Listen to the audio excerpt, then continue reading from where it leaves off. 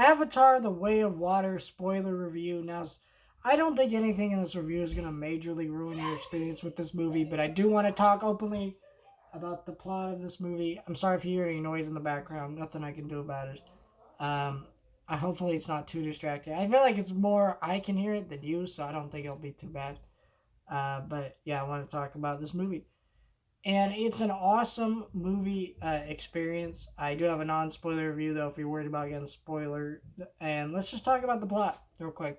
So, a lot of people have been curious what the plot of this movie was going to be. And honestly, it's the exact plot we expected. And for me, I was able to go past that pretty quick and just enjoy the experience. The humans come back to. The sky people come back, basically. And the Navis have to deal with that challenge. And we saw from the trailer, Korik is now in the body of an avatar now, and so that's part of the plot too, and that's interesting to see that happen. And so, like, if that really bugs you, that plot, well, oh well. But there's also the other part of the plot, which is that Jake and Neytiri have a family, and because that they don't want to fight the sky people, they want to run and hide with these sea people, and then of course they get dragged back into this conflict, which I like the bold choice of one of their children actually dying. That was a bold choice, and I really appreciate there being consequences for these characters' actions and things like that, and that was beautiful to see.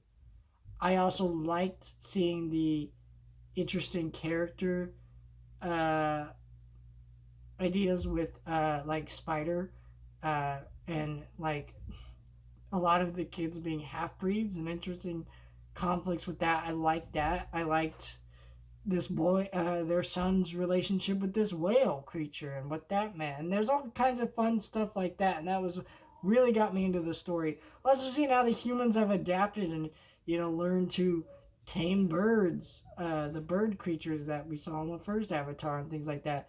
And I really enjoyed that aspect. I also find it funny that Spider didn't let Korik die, and none of the characters are aware of this fact. So I think that'll be interesting conflict because you can tell that he has some kind of like harboring feelings for Korik. Also, the fact that he didn't really seem to let them know that this is something he did.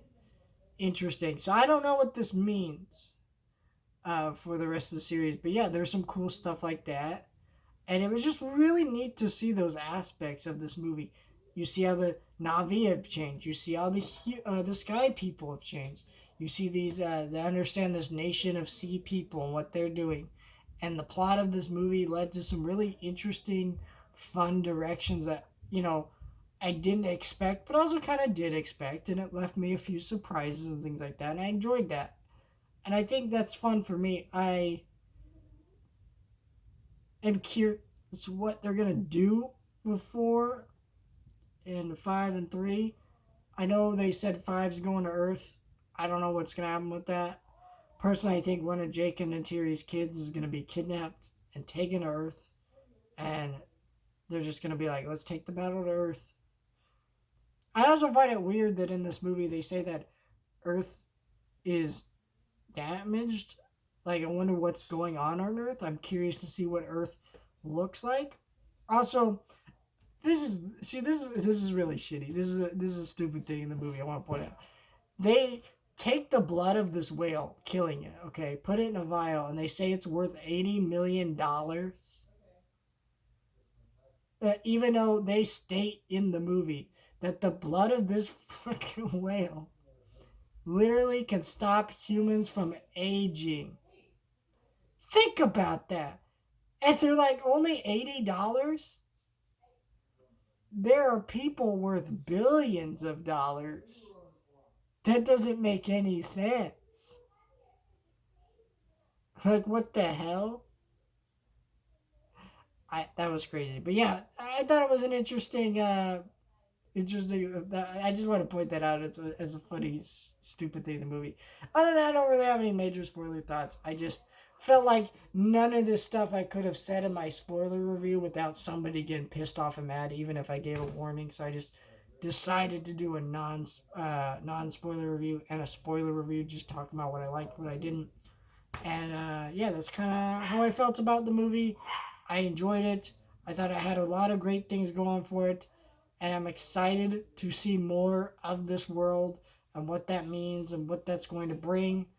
I enjoyed this movie so much. And I was shocked to say that because, again, I'm not a huge fan of the first one, but I've grown to be. And I think that's cool.